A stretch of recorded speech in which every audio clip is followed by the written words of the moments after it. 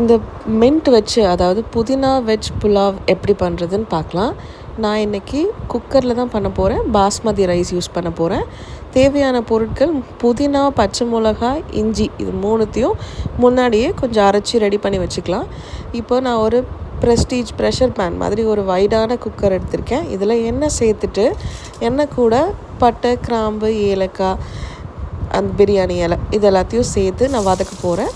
அதுக்கப்புறம் வெங்காயத்தை பிரியாணிக்கு ஏற்ற மாதிரி நீளமாக நறுக்கி வச்சுருக்கேன். நான் இப்போது ஒரு 2 வெங்காயம், ஒரு 4 பேர் சாப்பிட்ற மாதிரி இந்த குக்கர் ஃபுல்லாக பண்ண போகிறதுனால 2 பெரிய வெங்காயம் நீளமாக நறுக்கி சேர்த்துருக்கேன். இதை இப்போ நம்ம எண்ணெயில் வதக்க போகிறோம். இது வதங்கும் போது நம்ம ஜிஞ்சர் கார்லிக் பேஸ்ட் இதையும் எண்ணெயிலேயே சேர்த்துக்க போகிறோம். ஜிஞ்சர் கார்லிக் பேஸ்ட் கொஞ்சம் கூட போட்டிங்கன்னா மணமாக இருக்கும். ஆனால் இது வீட்டில் செஞ்ச பேஸ்ட்டாக இருந்தால் இன்னும் டேஸ்ட்டாக இருக்கும். கடையில் வாங்கும்போது கண்டிப்பாக அவங்க வினிகர் சேர்த்து அதோட ஃப்ளேவர் வந்து கண்டிப்பாக டிஷ்ஷை வந்து கொஞ்சம் மாற்றலாம். அதனால் வீட்டில் செஞ்சு சேர்த்துக்கோங்க. இப்போ பச்சை வாடை போனதுக்கப்புறமா இது கூட நம்ம நறுக்கி வச்சுருக்கிற காய்கறி, இன்றைக்கி நான் ஒன்லி கேரட் அண்ட் பீன்ஸ் ரெண்டையும் ஒரே மாதிரி குட்டியாக நீளமாக நறுக்கி வச்சுருக்கேன். இதையும் அது கூட சேர்த்து வதக்கி விட்டுக்கலாம்.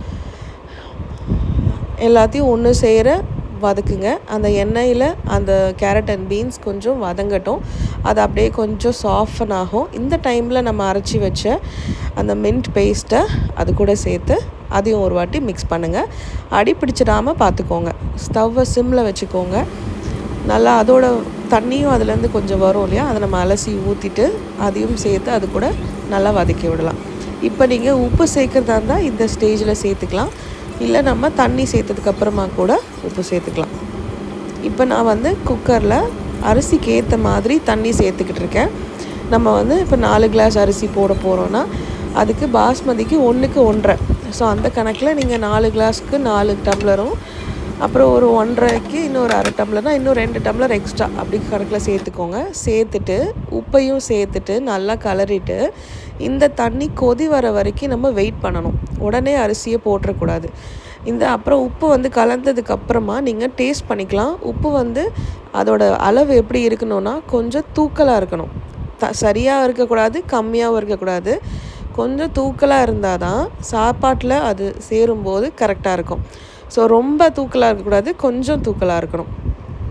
ஸோ கொதி வந்ததுக்கப்புறம் நம்ம ஒரு 10 நிமிஷம் ஊற வச்ச பாஸ்மதி ரைஸை இது கூட சேர்த்து ரொம்ப உடச்சிடாமல் லைட்டாக கிண்டி விட்டுட்டு நம்ம குக்கரை மூடி வச்சிடலாம்.